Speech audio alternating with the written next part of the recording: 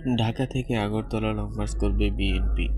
বাংলাদেশের দূতাবাসে হামলা, পতাকা অবমাননা, ভারতীয় মিডিয়ায় বাংলাদেশ বিরোধী চলমান তথ্য সন্ত্রাস এবং বাংলাদেশের অভ্যন্তরীণ বিষয়ে অযাচিত হস্তক্ষেপের প্রতিবাদে ঢাকা থেকে আগরতলা পর্যন্ত লং মার্চ করবে বিএনপির ৩ সংগঠন।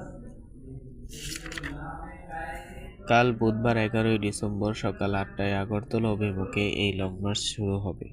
ছাত্রদল, যুবদল ও স্বেচ্ছাসেবক দল গতকাল বিএনপির কেন্দ্রীয় কার্যালয় সংগঠনগুলোর পক্ষ থেকে এই সংবাদ সম্মেলনে লং মার্চ কর্মসূচির ঘোষণা দেওয়া হয়। বাংলাদেশের সর্বস্তরের ছাত্র, যুবক এবং স্বেচ্ছাসেবী জনতাকে এই লং মার্চে অংশগ্রহণের আহ্বান জানানো হয়েছে।